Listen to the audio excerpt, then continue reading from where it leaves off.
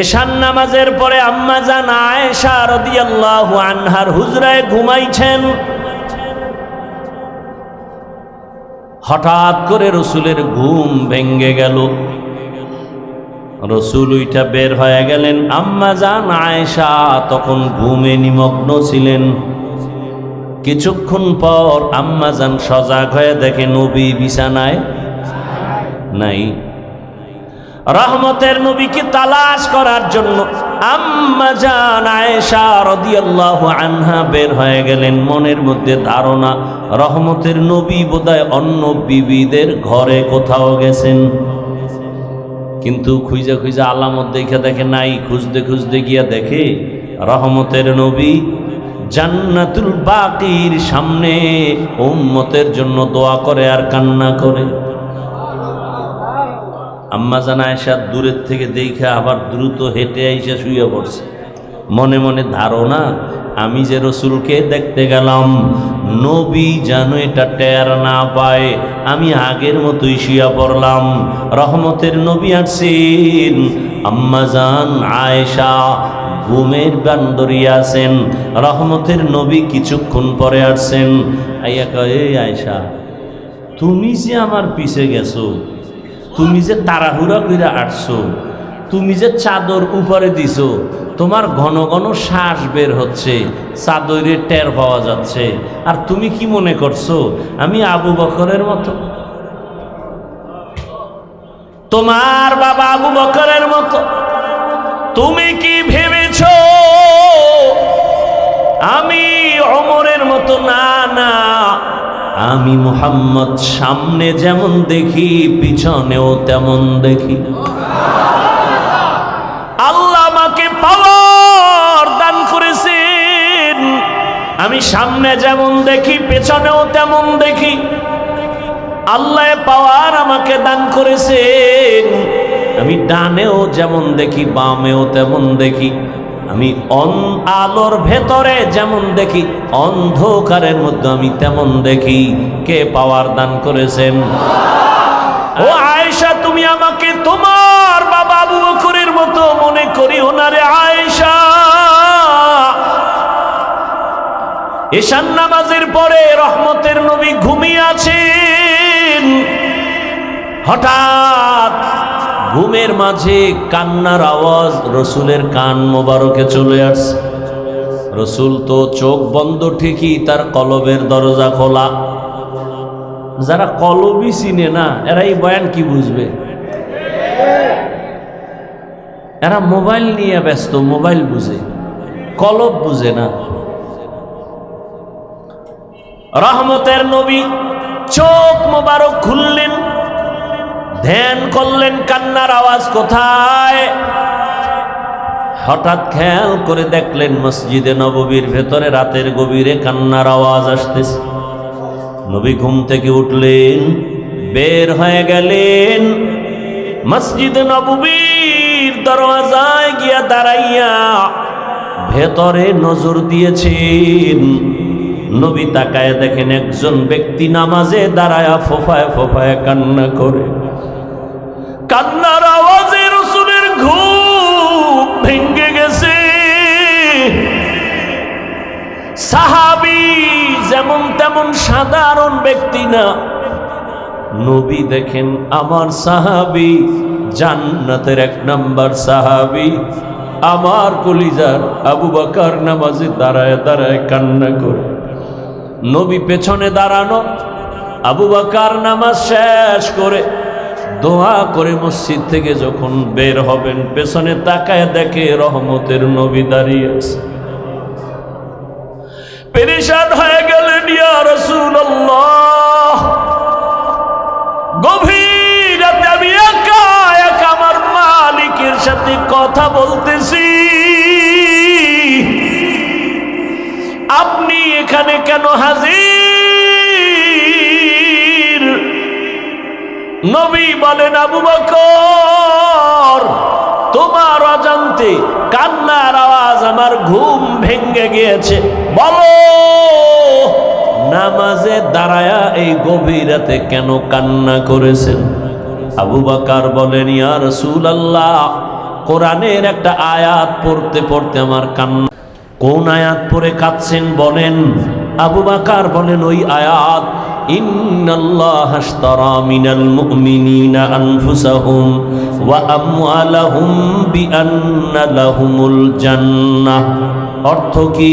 বলে আল্লাহ বলেন আমি মুমিনের জান মাল কিনে নিয়েছি, বিনিময়ে আমি মুমিনের জান্নাত দিয়ে দিয়েছি। রহমতের নবী বলেন এটা তো খুশির খবর, এখানে কান্নার কিছু নাই। আবু বকর তো সেই আবু বকর, আল্লাহ কি পরিমাণ মেধা তাকে দান করেছেন। আল্লাহ যখন আয়াত নাজিল করলেন, ইযা জাআ নাসরুল্লাহি ওয়াল ফাতহ ওয়া রাআইতান নাসা ইয়াদখুলুনা ফি দীনিল্লাহি আফওয়াজা, সাহাবায়ে কেরাম আনন্দিত, দলে দলে বেঈমান কালেমা পড়ে। আল্লাহ ঘোষণা দিয়েছেন নবী বিজয় হয়ে গেছেন, আপনার বিজয় সুনিশ্চিত। কিন্তু এক কোনায় বৈশা আবু বকর অঝোর দ্বারায় কান্না করতেছেন। সাহাবায়ে কেরাম বলে, আবু বকর সবাই খুশি, আপনি কেন কাঁদেন? বলে তোমরা ভাবতেছো খুশির খবর, কিন্তু এখানেও বড় কঠিন হালাত। আমার মন বলতেছে রহমতের নবী বোধহয় আর বেশি দিন জমিনে থাকবেন না। আল্লাহ পাকের ইশারা, বিজয়ের পূর্ণতা লাভ করেছে রসুল, এখন দায়িত্ব শেষ, নবী চলে যাবেন। তাই ভাবতেছি আমি। মুফাসসিরিনে কেরাম বলেন ইজাজা সূরার এই ব্যাখ্যা যে যতজনে করেছে আবু বকরের ব্যাখ্যাটাই শ্রেষ্ঠ। সেই আবু বকর তেলাওয়াত করে আর কাঁদে। নবী কয় খুশির খবর, কাঁদলেন কেন? ইয়া রাসূলুল্লাহ আমি ব্যবসা করি, আমার দোকানে আজ এক মহিলা আসিয়া বহুদিন আগে আমার দোকান থেকে মালটা ফেরত দিয়া টাকা নিয়ে গেছে। আমি বিদায় বেলা বলছিলাম, হে আম্মা জান, কেন আপনি মাল ফিরাইয়া টাকা নিয়ে যাচ্ছেন? মহিলা বলে সময় কম, একটা জবাব দেই, তোমার দোকানের মাল আমার পছন্দ হয় নাই। আমি আবু বকরের অন্তরে দাগ কেটেছে। হাসরের ময়দান ভয়ঙ্কর। আপনি রাসূল তো কিয়ামতের বয়ান করেছেন আর আপনি কান্না করেছেন, আমরাও কান্না করেছি। কিয়ামতের দিন আপনিই বলেছেন কিয়ামতের ময়দান এতটা কঠিন, নারী আর পুরুষ সব উলঙ্গ দাঁড়াবে, সূর্যের গরম, জাহান্নামের আগুনের গরম, আল্লাহ কুদরতের ভয়ঙ্কর আওয়াজ দিবেন। এমন এক অবস্থা হবে হাসরের ময়দানে, জাহান্নামের চিৎকার শুরু হবে। জাহান্নাম বলবে, আল্লাহ বেনামাজি গুনাহগারগুলো আমার পেটে দাও, বড় ক্ষুধা আছে। আল্লাহ কুদরতি ভাবে বলবেন একটু অপেক্ষা কর, বেনামাজিদের একটু আমল নামাটা মাপ দিয়া নেই, দেখবো ওর গুনার পাল্লা কত ভারী। আল্লাহ পাকে কথা বলার পরেও জাহান্নামকে ধরে রাখতে পারবে না। আল্লাহ বলবেন ৭০,০০০ শিকল লাগাইয়া জাহান্নামকে পিছন দিকে টেনে ধর ফেরেশতারা। ৭০,০০০ শিকল, এক একটা শিকলের গোড়ায় ৭০,০০০ ফেরেশতা লাগাইয়া টানিয়াও ধরে রাখতে পারে না। রহমতের নবী বলেন এমন কঠিন হালাত হবে কিয়ামতের ময়দান। ওদিকে সূর্যের গরমে মাটির জমিনটা তামা হয়ে যাবে, কেউ দাঁড়াইতে পারবে না। বেনামাজি গুনাহগারের মাথার মগজগুলো ভাতের মারের মতো ফুটতে থাকবে। এমন কঠিন সময় সব নবীদের কান্না শুরু হয়ে যাবে। আদম নবীর কান্না, মুসা নবীর কান্না, ঈসা নবীর কান্না। আবু বকর বলেন ইয়া রাসূলুল্লাহ ওই সময় আমার আল্লাহ আরো কঠিন কঠিন হুঙ্কার দিবেন। ওয়ামতাজুল ইয়াউমা আইয়ুহাল মুজরিমুন, আল্লাহ বলবে ও গুনাহগারেরা, নেককারদের থেকে তোরা আলাদা হয়ে যা। আমি আজকে নেককারদের ডান হাতে আমলনামা দিব, বিনা হিসাবে জান্নাতে যাবে। গুনাহগারের বাম হাতে আমলনামা দিব। ওই দিন যদি আমার আল্লাহ আমি আবু বকরকে ডাক দিয়ে বলে, আবু বকর সামনে আসো, আমি যে তোমাকে জাহান্নামের শিকল থেকে ধইরা মুহাম্মদের হাতের কাছে নিয়া কালেমা পড়ানোর মাধ্যমে তোমাকে জান্নাতি বানাইয়া আমি সালাম পাঠাইছিলাম, মনে আসেনি? আমি তোমার এত আদর করে তোমাকে জান্নাতের 1 নাম্বার সাহাবীর ঘোষণা দিয়েছিলাম, মনে আসেনি? জি আল্লাহ। বলো এবার আমার জন্য কি নিয়ে আসছো? আমি যদি আল্লাহর কাছে বলি, আল্লাহ তোমার জন্য নামাজ তেলাওয়াত, তোমার জন্য আমি জিকিরের আমল নিয়ে আসছি, আমি তোমার দরবারে রোজার আমল নিয়ে আসছি, আল্লাহ যদি বলে ফেলেন ওই মহিলা যেমনে বলেছে, যদি বলে ফেলেন রে আবু বকর আমার জান্নাতটা আমাকে দাও, তোমার জান মাল নিয়ে তুমি জাহান্নামে যাও। যদি বলি আল্লাহ কেন?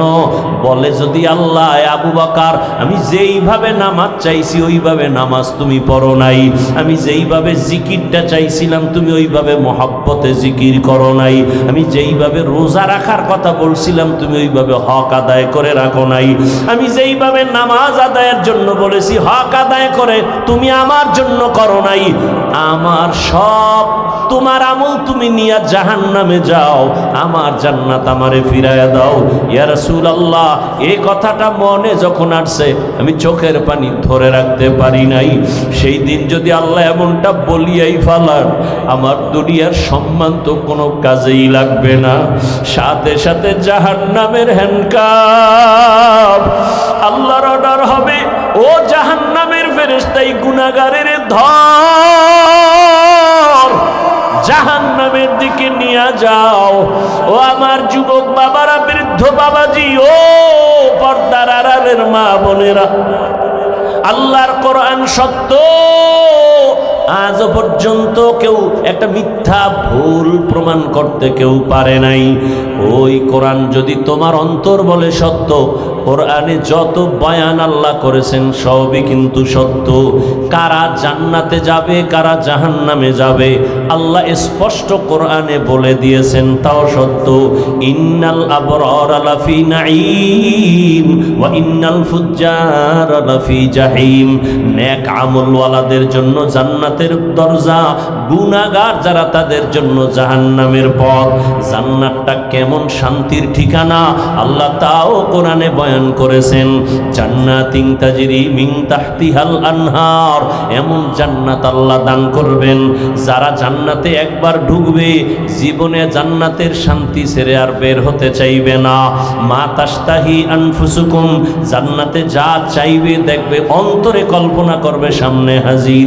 যেই জান্নাতে কোনো বাথরুম নাই, জান্নাতীরা ঢুকবে কোনো কালো মানুষ থাকবে না, জান্নাতীদের দাড়ি কোনো দিন উঠবে না, যুবতী কোনো দিন বৃদ্ধা হবে না, যুবক কোনো দিন বুড়া হবে না।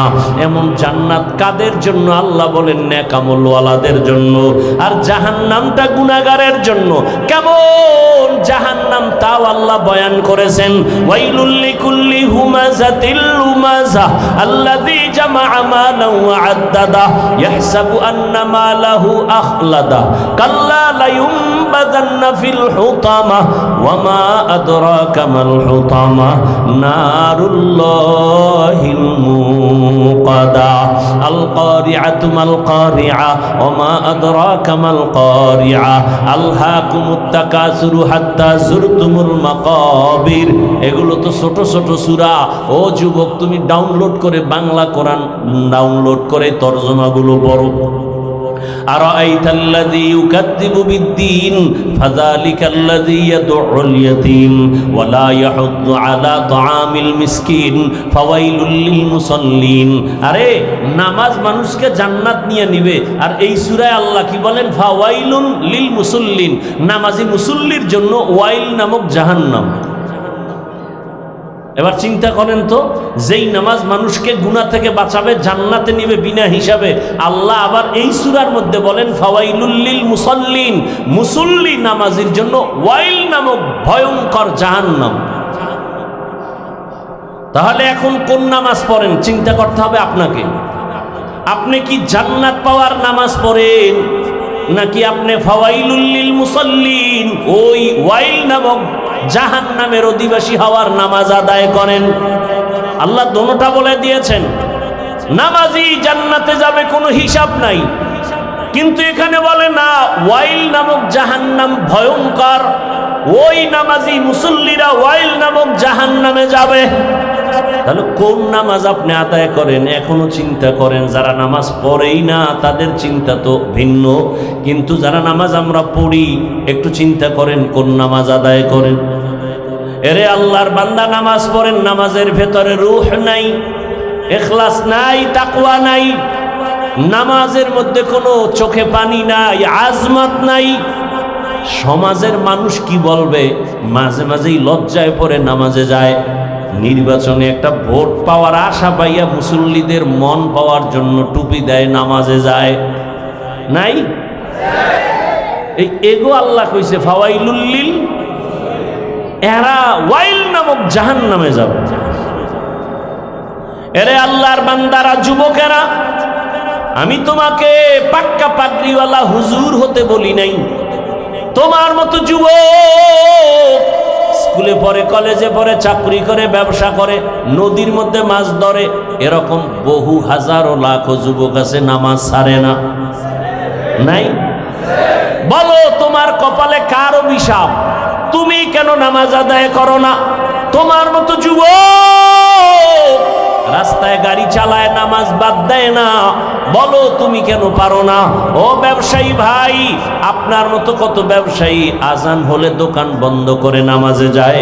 একটু নিজেকে প্রশ্ন করেন, আপনি কেন নামাজ পড়তে পারেন না? ও যুবক বাবা, কলেজের ছাত্র নামাজ পড়ে, তুমি কেন পারো না? র্যাব, আর্মি, পুলিশ, বিডিআরের চাকরি করে, নামাজি অভাব নাই, তুমি কেন পারতেছ না? বলো। তোমার মতো যুবক গাড়ি চালায়, নদীর মধ্যে মাছ ধরে, জমিনে কৃষিকাজ করে, নামাজ পড়ে, বলো তুমি কেন পারো না? পর্দার আড়ালের আম্মা জান বোনেরা, আপনার মতো কত মা কত বোন এখনো আছে, বেপর্দায় চলে না, নামাজ ছাড়ে না, মোবাইলে সময় নষ্ট করে না, স্বামীর মাল খেয়ানত করে না। আপনারা কেন পারবেন না? এরে যুবক বাবা, স্কুলে পড়ো, কলেজে পড়ো, ডাক্তার হও, ইঞ্জিনিয়ার হও, যাই হও না কেন, 5 বেলার নামাজ পড়ো, মা বাবার দোয়া নিয়ে চলো, শিক্ষকের দোয়া নাও, বেয়াদবি করিও না। তোমার ব্যবহারে কোনোদিন যেন মা বাবা কষ্ট না পায়, তোমার আচরণে শিক্ষক যেন কষ্ট না পায়, তোমার ব্যবহারে কোনো আলেম যেন কষ্ট না পায়। তাহলে তুমি যত বড় শিক্ষিত হও, মরার আগে তোমার ধ্বংস অনিবার্য, কোনো সন্দেহ নাই। এখনো তওবা করো, জীবনে তো গুনাহ কম করো নাই। মনের ঝাল মিটাইয়া কত গুনাহ করেছো, মনে চাইছে দাড়ি কাটবা, কেটে ফেলেছো, মনে চাইছে নামাজ পড়বা না, পড়ো নাই, মনে চাইছে পার্কে দৌড়াবা, পার্কে দৌড়ায় গেছো, মনে চাইছে সারা রাত মোবাইলে গুনাহ করবা, গুনাহ করেছো। আমার মাওলার আদালতে কোন দিন যাইবা, হিসাব মিলাও। তোমার আমার চোখের সামনে কত যুবকের লাশ আর লাশ, ঘুমের মধ্যে মানুষ মরে যায়, গাড়ির নিচে পড়ে মানুষ মরে যায়, এমন একটা দিন নাই যুবকের লাশের খবর নাই। এখনো তওবা করার সময়। আল্লাহকে মনে মনে বলো, হে মালিক, জীবনে মনের আশা পূরণ করে কত অন্যায় করেছি, আমার মতো অন্যায়কারী আর কেউ নাই। আমার গুনার খবর আমার আত্মীয় স্বজন জানলে কেউ মহব্বতের নজরে দেখতো না। ও আল্লাহ, আপনি তো দেখছেন, জানছেন, রাগ করিয়া আমাকে মেরে ফেলেন নাই, আমাকে আপনি খানা থেকে মাহরুম করেন নাই। আজ আমি তৈরি হয়ে গেলাম, মরিয়া গেল, আর নামাজ ছাড়বো না, দাড়ি কাটবো না, বেপর্দায় চলবো না, মা বাবার দোয়া নিয়া, শিক্ষকের দোয়া নিয়া, ওলামায়ে কেরামের পরামর্শ নিয়া, নবীজির আদর্শ মেনে চলবো। তওবা করার জন্য যদি অন্তর তৈরি হয়, খাঁটি অন্তরে, আল্লাহকে বলো, আল্লাহ পাক মুহূর্তের মধ্যে সব গুনাহগুলো মাফ করে দিবেন। আল্লাহ আমাদেরকে গুনাহমুক্ত জীবন দান করেন, তওবাওয়ালা জিন্দেগি দান করেন। দুনিয়ার সকলের আদর্শ নাপাক, দুনিয়ার সমস্ত মানুষের মন গড়া আদর্শ নাপাক। ওই আদর্শ ঘরে আসলে ঘর নাপাক, ওই আদর্শ রাষ্ট্রে চালাইলে রাষ্ট্র নাপাক, ওই আদর্শ রাজনীতি করলে রাজনীতি নাপাক, ওই আদর্শ সমাজে থাকলে সমাজ নাপাক। রসুলের আদর্শ বলেন, রসুলের আদর্শ ব্যক্তি জীবনে আসবে, ব্যক্তি পাক। রসুলের পবিত্র আদর্শ সংসারে চালাবেন, সংসার পাক। রসুলের পবিত্র আদর্শ সমাজে চালু করবেন, সমাজ পাক। রসুলের আদর্শ অর্থনীতির মধ্যে চালু করবেন, অর্থনীতি পবিত্র। রসুলের আদর্শ রাজনীতির মধ্যে ঢুকাবেন, টোটাল রাজনীতি পবিত্র হয়ে যাবে। রসুলের আদর্শের রাজনীতিতে দুর্নীতি নাই, আর রসুলের আদর্শ বাদ দিয়ে কোনো রাজনীতি নাই, সব দুর্নীতি। কথা বুঝে আসছে? রসুলের আদর্শ মানে না, এজন্য গরিবের উপরে জুলুম করে। রসুলের আদর্শ বাদ দিয়া রাজনীতির ফলাফল দুর্নীতি। রসুলের আদর্শ বাদ দিয়া রাজনীতি করে যারা, এরাই মানুষকে হত্যা করে। রসুলের আদর্শকে জবাই করে যারা মন গড়া জীবন চালায়, এরাই গরিবের উপরে জুলুম করে। এরা চান্দাবাজি আর ধান্দাবাজি করে। রসুলের আদর্শে কোনো চান্দাবাজি আর ধান্দাবাজি নেই। রসুলের আদর্শে কাউকে গালি দেওয়ার অনুমতি নেই। রসুলের পবিত্র আদর্শে মিথ্যা কথা বলার অনুমতি নাই। রসুলের পবিত্র আদর্শের মধ্যে কারো উপরে জুলুম করার অনুমতি নাই। রসুলের আদর্শ কি? কর্মচারী কাজ করবে, ঘাম ঝরার আগে বেতন দাও। রসুলের আদর্শ কি? তোমার জবান আর চোখ আর হাতের দ্বারা অন্যকে কষ্ট দেয়া যাবে না। রসুলের আদর্শ পারফেক্ট। এ কারণে আমরা যারা রসুলের আদর্শ এখনো মেনে চলার চেষ্টা করি, তুলনামূলক সবার থেকে আমরা শান্তিতে আছি, আলহামদুলিল্লাহ, অনেক সম্মানে আছি। আমাদের সম্মান টাকা দিয়ে কেনা হয় নাই, আল্লাহ দিছেন। টাকা দিয়ে সম্মান কিনলে প্রথমে ফুলের মালা, ফাইনালে জুতার মালা। আর আল্লাহর দেয়া সম্মান নিয়ে চললে দুনিয়ায় বাদশাহ, আখেরাতেও বাদশাহ। আপনারা আল্লাহর কোরআন মানেন কি? এখানে কথা বলা যাবে না, কোনো আওয়াজ দেওয়া যাবে না, একটু সাউন্ড যেন আমার কানে না আসে। আপনারা আল্লাহর কোরআন মানেন? ইসলাম সমর্থন করেন? আমাকে একটু দয়া করে বলবেন, শিক্ষার জন্য বলছি, বুঝার জন্য বলছি, জানানোর জন্য বলছি, আল্লাহর কোরআন কোন দিক থেকে দুর্বল? বুঝা শুনে বললেন। আল্লাহর কোরআনে কোনো দুর্বলতা নাই, ইসলামে কোনো দুর্বলতা নাই। আসতে বলেন কেন? সত্যটা জোরে বলবেন, আর সন্দেহ থাকলে চুপ থাকবেন। আল্লাহর কোরআনে মানুষের জীবনের সব বিষয়ের সমাধান আছে, হাদিসে আছে, ইসলামে আছে, পরিপূর্ণ আছে, কোনো দিকের দুর্বলতা নাই। না, এখনো বুঝে আপনারা বলেন না। আমার তো জানা মতে, আপনাদের থেকে যতটুকু শুনছি, সেই শোনা মতে কোরআন, ইসলাম, হাদিস সব দিক থেকে পরিপূর্ণ হলেও রাষ্ট্রের ব্যাপারে ইসলাম, হাদিস, কোরআন দুর্বল। কি? তাহলে যারা বলে ইসলামে রাজনীতি নাই, তাদের কথায় বোঝা গেল ইসলাম ও কোরআন, হাদিস সব বিষয়ে সমাধান আছে, রাজনীতির ব্যাপারে কোরআনে কিছু নাই। সেই ক্ষেত্রে অন্যদের থেকে সমাধান নিতে হবে, সুদখোর, ঘুষখোর থেকে সমাধান নিতে হবে। কোরআনে আছে। গোটা রাষ্ট্র, গোটা দুনিয়াকে পরিচালনা করেছেন সুলাইমান নবী, ঘটনা কোরআনে আছে। মিশরের অর্থমন্ত্রীর দায়িত্ব পালন করেছেন ইউসুফ নবী, কোরআনে ঘটনা আছে। গোটা দুনিয়া শাসন করেছেন জুলকারনাইন বাদশাহ, কোরআনে আছে। মদিনার রাষ্ট্র পরিচালনা করেছেন আপনার আমার পেয়ারা নবী, ইসলামে ঘটনা আছে। কেন বলেন রাজনীতি নাই? ইসলামে দুর্নীতি নাই, চান্দাবাজি, ধান্দাবাজি নাই, পেটনীতি নাই, জুলুম নাই। ইসলামই হলো পবিত্র রাজনীতির নাম। আল্লাহ বুঝার তৌফিক দান করেন। কেউ যদি নামাজ না পড়ে তাকে গালি দেওয়া যাবে না, কিন্তু কেউ যদি নামাজের বিরোধিতা করে তাকে ছাড় দেওয়া যাবে না। ব্যবধান আছে না নাই? কেন? কয় যে নামাজ পড়ে না সে মুমিন, যে বিরোধিতা করে সে তাজা বেঈমান। ব্যবধান আছে না নাই? যে দাড়ি রাখে না তাকে গালি দেওয়া যাবে না, কেন? সে মুমিন। যে দাড়ির বিরোধিতা করে তাকে ছাড় দেওয়া যাবে না, কেন? সে বেঈমান। ব্যবধান বুঝছেন? যে পর্দা করে না তাকে গালি দেওয়া যাবে না, কেন? সে মুমিন, তার অন্তরে আগ্রহ আছে, পর্দা করবে। আর একজনে পর্দার বিধানের বিরোধিতা করে, তাকে ছাড় দেওয়া যাবে না, কেন? সে বেঈমান। এবার বুঝেননি কিছু? একজনে ইসলামের রাজনীতি করে না, তাকে গালি দেওয়া যাবে না, কেন? সে মুমিন, তার অন্তরে আগ্রহ আছে। কিন্তু যে ইসলামী রাজনীতির বিরোধিতা করবে সে বেঈমান, কেন? তার মধ্যে ঈমান নাই, আগ্রহ নেই। তাহলে দোনোজনেই বেনামাজি, একজন মুমিন আর একজন বেঈমান, দোনোজন বেপর্দায় চলে, একজন মুমিন আর একজন। মুমিনকে গালি দেওয়া যাবে না, বেঈমানকে ছাড় দেওয়া যাবে না। সহজ কথা, ভেজাল নেই। যে নামাজ পড়ে না সে মুমিন, যে নামাজের বিরোধিতা করে। ব্যবধানটা বুঝছেন তো? বুঝবেন কেমনে? তাকে বলতে হবে, এই নামাজ পড়ো না কেন? কয় নামাজ পড়া দরকার, পারি না, চেষ্টা করি, দোয়া করেন, আরো চেষ্টা করব। বেঈমান না মুমিন? আর একজনে নামাজের কথা জিজ্ঞাসা করেন, ভাই নামাজ পড়ো না কেন? কেন না পড়লে অসুবিধা কি? এরকম আছে না?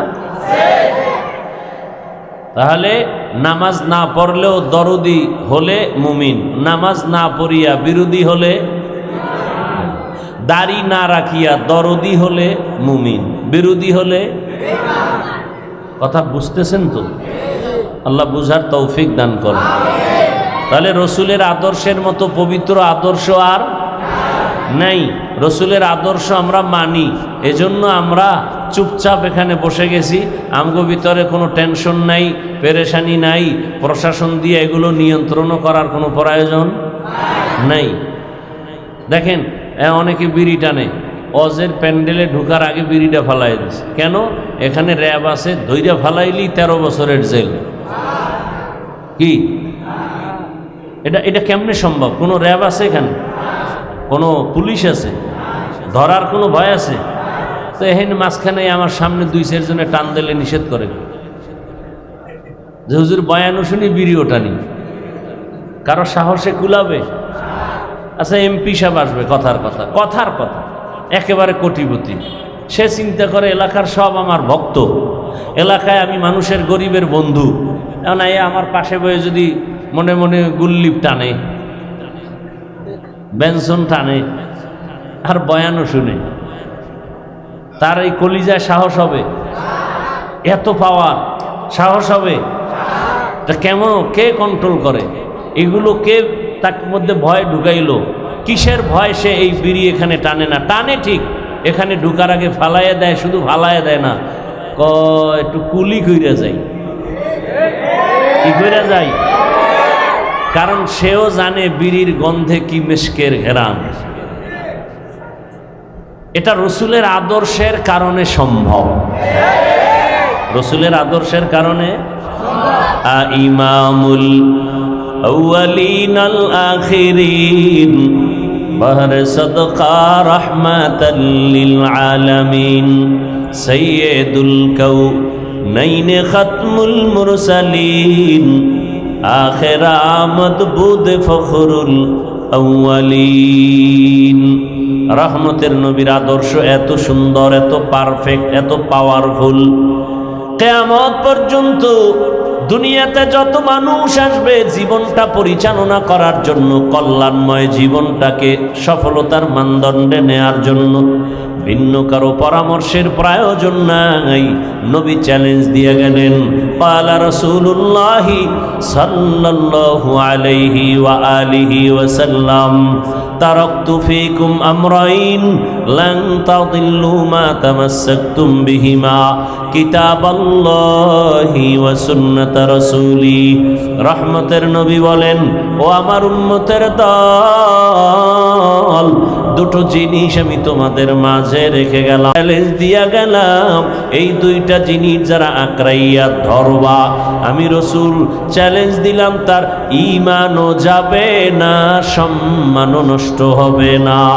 ১,৫০০ বছর পরে তাকাইয়া দেখো, আজও পর্যন্ত যার কাছে রহমতের নবীর আদর্শ আছে, আল্লাহর কোরআন আছে, এত বিপদ এত ঝামেলার মধ্যেও এই নবীর আদর্শওয়ালা কোরআনওয়ালারা কোনো অসম্মানে নাই। চেয়ারম্যানের চেয়ার লইয়া টানাটানি গেলনি, গেলে আবার আর পামু হবে, কিন্তু রসুলের আদর্শ আর কোরআন নিয়ে যারা চলে গো, চেয়ারের কোনো মেয়াদ আসেনি। হ্যাঁ, ইমাম সাহেব কোনো চিন্তা নাই, আমি ইমামতি করি, থাকলে থাক না থাকলে নাই, কিন্তু রিজিকের মালিক আমার আল্লাহ। এই চিন্তা বাদ দিয়া উম্মতের নিয়ে ফিকির করে, সত্য কথা বলতে থাকে, মানুষকে জাহান্নামের আগুন থেকে বাঁচানোর ফিকির নিয়ে 24টা ঘন্টা মেহনত করে, উম্মতের কল্যাণে বিপদ মুহূর্তে ময়দানে ঝাঁপায়া পড়ে। ওলামায়ে কেরাম সামনে না আসলে কোনো কাজের সফলতা আসে না। ইলমে রায়ে জাজু করদান বেহিসাব, খলকে রাদাদান জওয়াবে বাসওয়াব, হক না দারত দোস্তে খলকা জারেরা, নিস্তে ই খসলত একে দিনদারেরা। রহমতের নবীর আদর্শ, আঙ্গুলের নখগুলো কিভাবে কাটবা কিভাবে রাখবা, সেখানেও রহমতের নবীর আদর্শ আছে না নাই? যে মানবে সে রসুলের খাঁটি আশেক, যে মানবে না সে পরিপূর্ণ আশেক না। মাথার চুলগুলো কিভাবে রাখবা কিভাবে কাটবা, সেখানেও নবীর আদর্শ। মানলে তুমি নবীর আশেক, যদি তুমি না মানো তুমি রসুলের আশেক না। জুতাটা কেমনে পরবা, সেখানেও নবীর নির্দেশনা দেয়া আছে না নাই? ও ভাই, তুমিও জুতা পরো, আমিও পরি, রসুলের আদর্শ লাগায় পরো, সওয়াব। এই যে 1 বোতল পানি এখানে রাখা, তুমিও পানি পান করো পিপাসা নিবারণের জন্য, আমিও পানি পান করব পিপাসা নিবারণের জন্য। তবে ব্যবধান হবে, কোয়ালিটি আলাদা হয়ে যাবে, কাইফিয়াত আলাদা হবে। তুমি পানির বোতলের মুখখাটা খুলিয়া বাম হাত দিয়ে একটা টান দিয়া বোতলের পানি একটানে শেষ করছো, আমি ভুলেও বাম হাতে নিব না, আমি ডান হাতে নিয়ে 3 বারে এই বোতলের পানি পান করে ফেলবো। আমারও পিপাসা নিবারণ হবে, তোমারও নিবারণ হবে, তবে আমার পানি পান করা হবে ইবাদত, আর তোমার পানি পান করা ইবাদত হবে না। ইবাদত তখনই হবে রসুলের আদর্শ মানতে পারলে। তুকু যাও সুন্নতে আহমদ কো যা বা মুহাম্মদ গায়বুদ নিসবতরা কারে শয়তা মি গুনিনা মতওলি গরওলি নস্তলানত বরওলি। রহমতের নবীর আদর্শ মতো চলবেন, শান্তি আর শান্তি। কসম আল্লাহ, রসুলের আদর্শ কোনো অশান্তি, আল্লাহর জাতের কসম। ভালো করে লিখো, এ জমিনে যতদিন পর্যন্ত রসুলের আদর্শ কায়েম হবে না, ততদিন পর্যন্ত মিছিল করবা, আন্দোলন করবা, খোদার কসমে জমিনে শান্তি আসবে না। এই কপাল ভরা মুমিন মুসলমান সারাদিন বিড়ি টানে, গাঞ্জা খায়, মদ লইয়া দৌড়ায়। এরে যদি কও এর চরিত্র ফুলের মতো পবিত্র, তো গাঞ্জা খোরের চরিত্রর উপায় কি? নামাজ নাই, রোজা নাই, তেলাওয়াত নাই, প্রস্রাব করে পানি লয় না, শরীর থেকে গন্ধ, পোশাক থেকে গন্ধ, খায় 24 ঘন্টা নাপাক, মদ পান করে চোখগুলো লাল করে ফেলে, চরিত্রহীন লম্পট, নারীর পেছনে দৌড়ায়, গরিবের উপরে জুলুম করে, তার চরিত্র যদি ফুলের মতো পবিত্র হয়, তো জমিনে আর চরিত্র ভালো হবে কার? এরে তুমি বানাও যে আমগো এলাকাটার একটু পবিত্র বানায় দেন না। ওই যে উদাহরণ দেই না, যে লঙ্গির ভিতরে গোবর লাগছে, গোবর কি লাগছে? এখন লঙ্গির ভিতরে গোবর লাগার পরে এটা পাক না না পাক? বুঝেন, বাংলা বুঝেননি? লঙ্গিতে কি লাগছে? গোবর। চিনেন তো?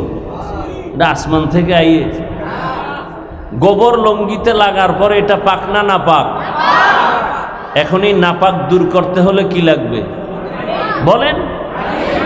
এখন আপনি মনে করেন এই এলাকার অপরিচিত মানুষ, হঠাৎ নাপাক গোবর পরিষ্কারের পানি খুঁজতে গিয়া দেখেন পানি আর, একজনে কয় কিও তোমার ঘাম বেরোইতেছে, কি বিষয়? কয় পানি খুঁজতেছি গোবর নাপাক দূর করার জন্য। কয় তুমি এত পেরেশান হয়ে লাভ কি, পানি তো নিজের কাছেই আছে। আছে না নাই? নাম কি? প্রস্রাব। তো চিন্তা করলো এই বুদ্ধিটা আগে দিলে তো ঘাম যাইতো না। আহা, কত সুন্দর একটা বুদ্ধি পেয়ে গেলাম। ঠিক আছে, তাই তো আর টেনশনের কিছু নেই।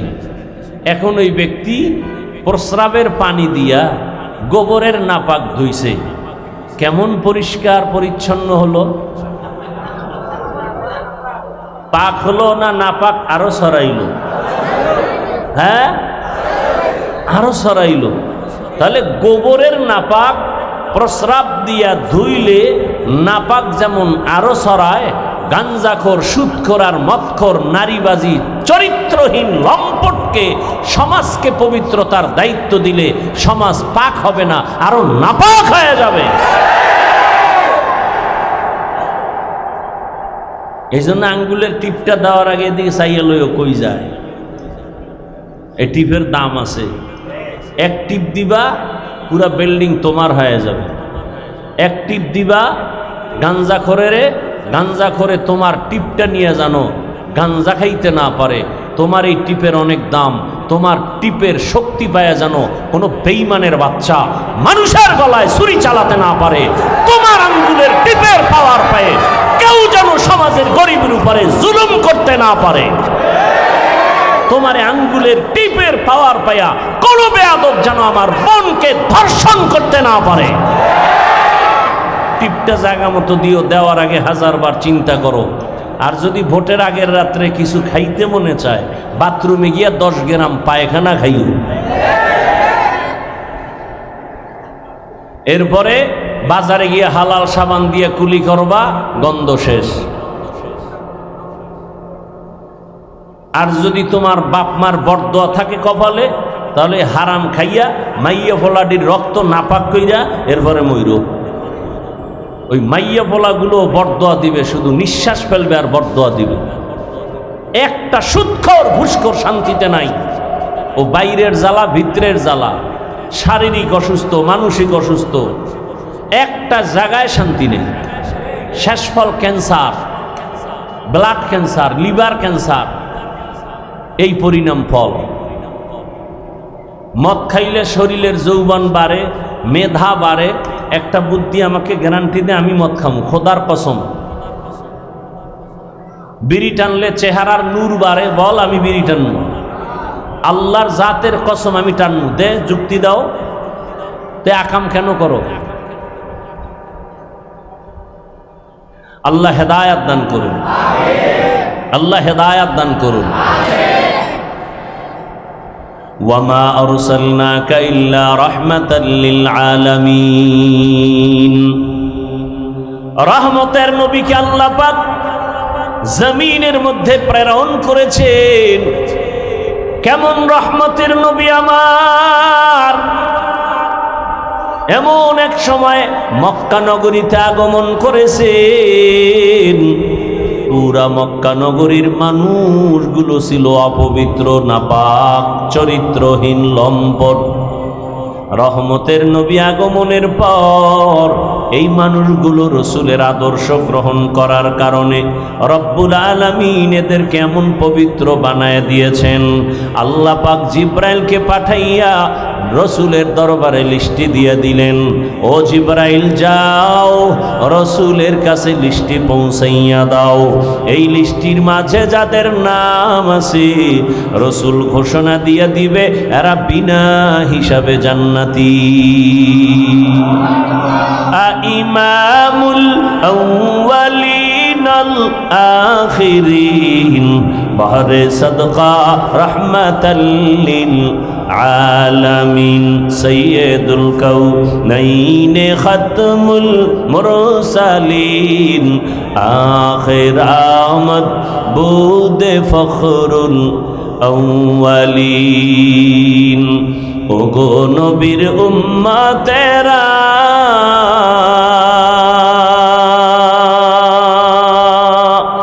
হয়ে আজি দিশাহারা,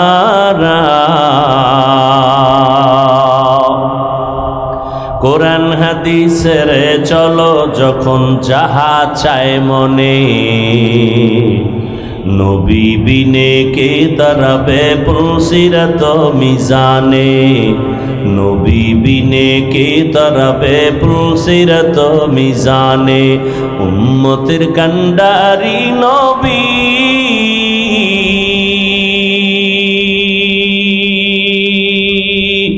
কাঁদছেন উম্মতের লাগি, এখনো কাদের নবীজি শুয়ে মদিনার পানে, নবী বিনে কে দাঁড়াবে পুলসিরাত মিজানে, নবী বিনে কে দাঁড়াবে পুলসিরাত মিজানে। নবী আমার জীবন ভরে